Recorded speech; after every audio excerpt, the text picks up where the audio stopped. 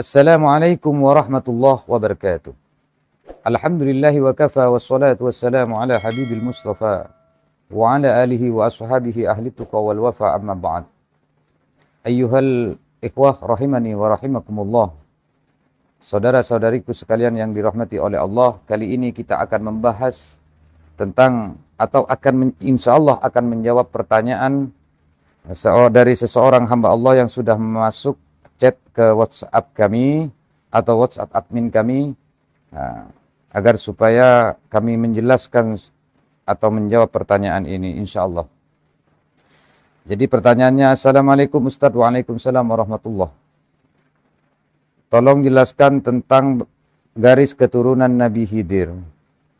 Terus yang kedua, apakah Nabi Khidir masih hidup atau sudah wafat? Terima kasih Ustadz. Assalamualaikum warahmatullahi wabarakatuh. Waalaikumsalam warahmatullahi wabarakatuh. Taib.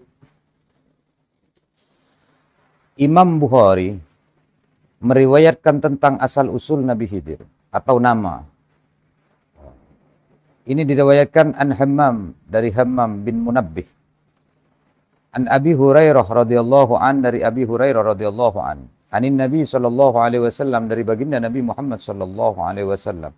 Qal, Rasulullah berkata, innama summiyal hadir, asal usul diberi nama hadir atau hidir, innahu jalasa ala farwati bayda. Jadi karena ia bisa duduk di atas pakaiannya, Nabi Khidir ini duduk di atas pakaiannya. Farwah ini yang disebutkan farwah adalah pakaian yang dibuat dari bulu-bulu binatang. Bayda yang berwarna putih. Fa'idha hiya tahtazzu min khalfihi khadara. Dan apabila pakaian itu bergerak-gerak atau bulunya melambai-lambai, akan tampak dari balik pakaian itu warna kehijauan, khadara. Maka itulah dinamakan Khidir, Nabi Khidir. Adapun garis keturunan Nabiullah Khidir, ini dari keturunan siapa? Ibnu Hajar al-Asqalani menyebutkan di dalam kitab Az-Zahrun Nadir fi Naba'il Hadir. Di sana disebutkan bahwasanya banyak pendapat-pendapat ulama, sangat banyak sekali yang berbeda pendapat tentang garis keturunan Nabi Khidir alaihi salam.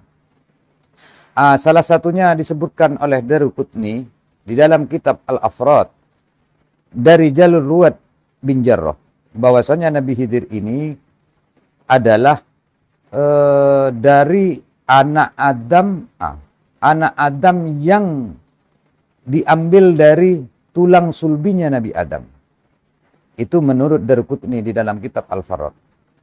Adapun menurut Abu Hatim As-Sijistani di dalam kitab Al-Mu'ammarin, bahwasanya Nabi Khidir ini adalah anak dari Qabil bin Adam. Jadi cucu dari Nabi Adam. Cucu dari Nabi Adam. Asli nama Khidir ini adalah Hadirun katanya, atau Hadirun. Nah terus menurut Wahab bin Munabbih. Dan ini dibenarkan oleh Ibnu Qutaibah. Dan juga Al-Imam Nawawi membenarkan ini, bahwasanya Nabi Khidir itu adalah nama aslinya ya, Balya. Nama aslinya Nabi Khidir ini adalah Balya. Dan putra dari bin Malkan. Balya bin Malkan. Bin Qolik bin Salik bin Arfasad bin Sam bin Nuh. Itu menurut Wahab bin Munabbih. Ada lagi dari Ismail bin Abi Uwais. Menurut beliau nama aslinya Al-Mu'ammar katanya. Nama aslinya Al-Mu'ammar bin Malik bin Abdullah bin Asad. Itu menurut Ismail bin Abi Uwais. Yang kelima menurut Ibnu Qutaibah. Ini aneh. Ibnu Qutaibah ini membenarkan tentang penafsiran atau menurut Wahab bin Munabbih. Jadi membenarkan bahwasanya Nabi Khidir itu adalah namanya Balya, yang putra dari Balkan. Namun Ibnu Qutaibah ini juga mempunyai referensi sendiri. Jadi menurut Ibnu Qutaibah bahwasanya Nabi Khidir ini adalah putra dari Amani bin Nur. Amani bin Nur bin Al-Ais bin Ishaq katanya. Jadi banyak sebenarnya ini. Ada yang mengatakan bahwasanya Nabi Khidir ini adalah cucu Nabi Harun katanya. Ada saudara laki-lakinya Nabi Musa. Ada juga yang menyebutkan bahwa Nabi Khidir ini adalah Nabi Ilyasa katanya. Ada juga bahwasanya Nabi Khidir ini adalah anak keturunan dari orang yang soleh yang hidup di masa baginda Nabi Muhammad sallallahu alaihi wasallam. Ada yang menyebutkan bahwasanya Nabi Khidir ini adalah anak dari keturunan seseorang yang soleh yang hidup di masa Nabi Khidir alaihissalam. Dan ikut bersama-sama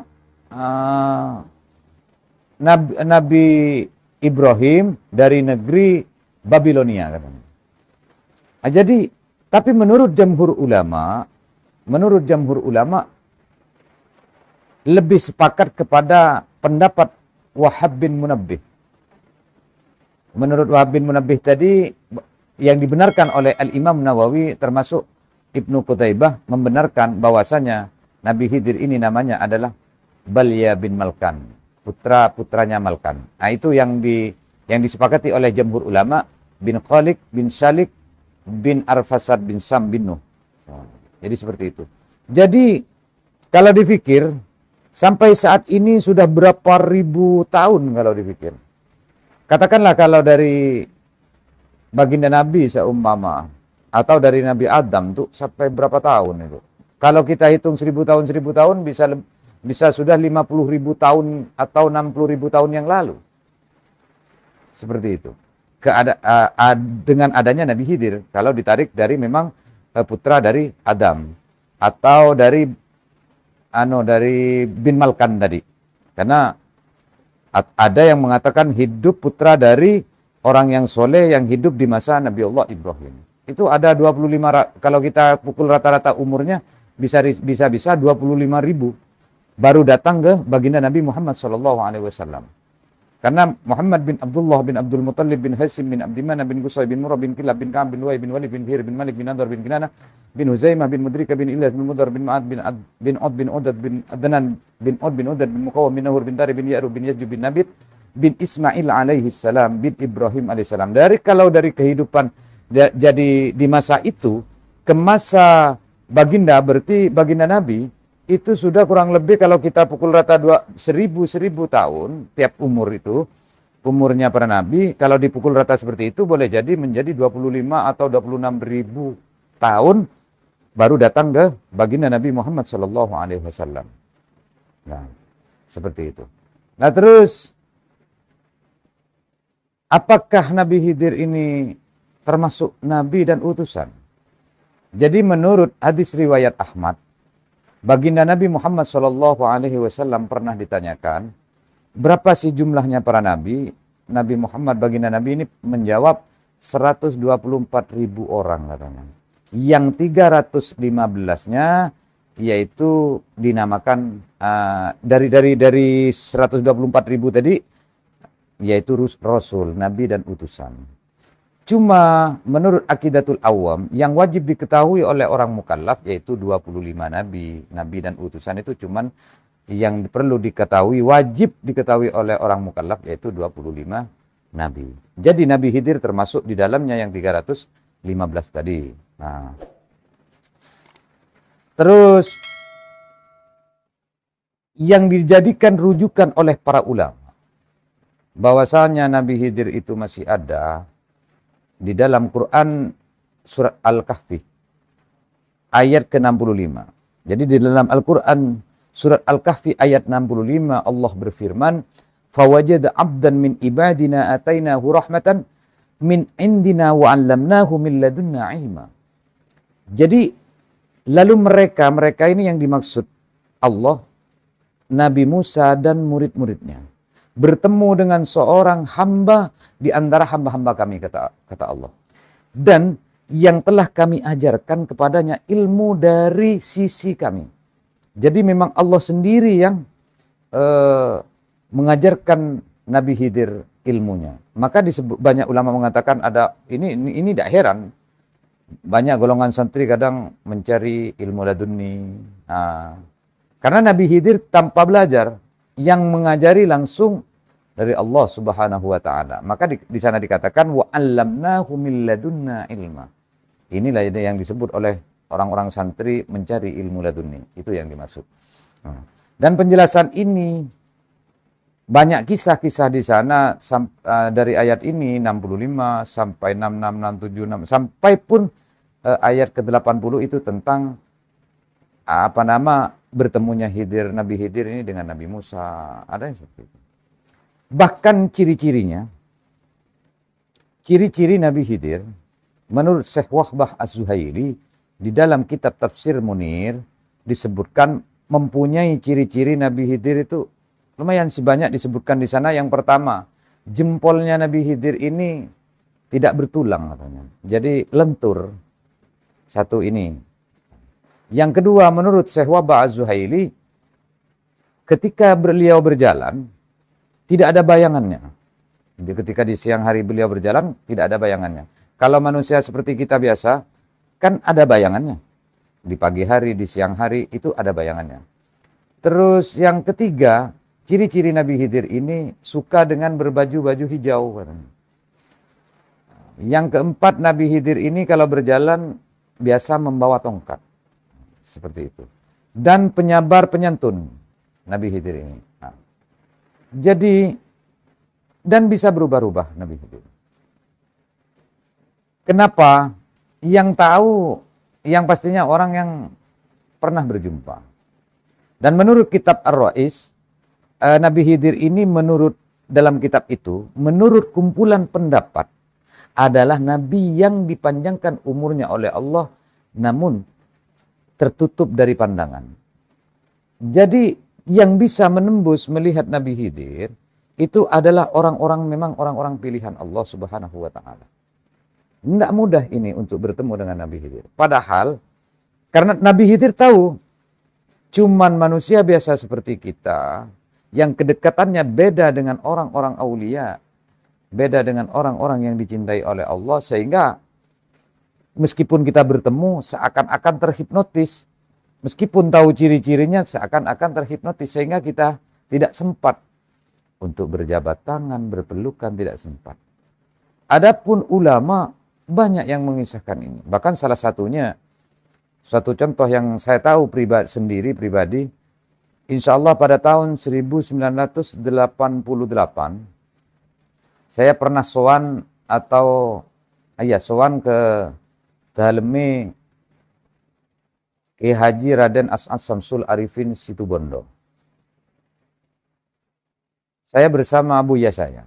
Ketika nyampe di sana, ya banyaklah tamu-tamu yang datang. Lalu beliau berkata, Haji Raden As'ad Samsul Arifin ini juga seorang figur ulama besar yang juga terlibat ke dalam kesuksesannya Nahdlatul Ulama, termasuk dia pejuang pertama juga yang diperintahkan oleh gurunya, yaitu Kiai Holil Bangkalan, untuk menyampaikan sesuatu kepada Kiai Hasyim Asy'ari. Jadi adalah figur ulama besar yang memang pantas diangkat ceritanya, kisah-kisahnya.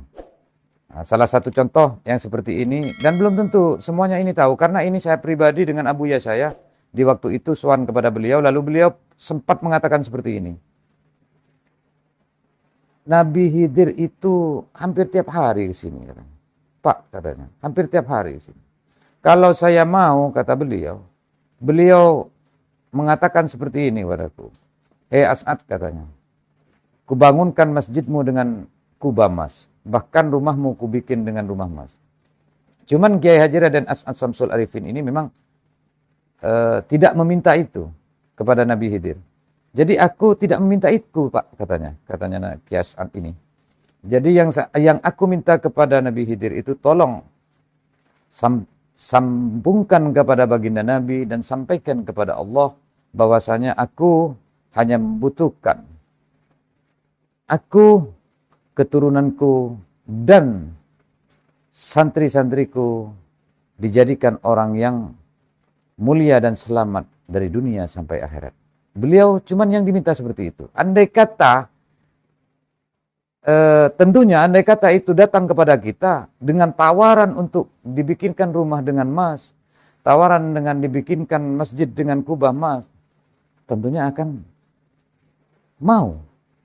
Tapi karena Nabi Khidir ini akan hadir kepada orang-orang yang termasuk kepada golongan yang memang golongan-golongan yang terpilih, yang menjadi pilihan-pilihan Allah, yaitu seorang aulia, maka dia tidak mau.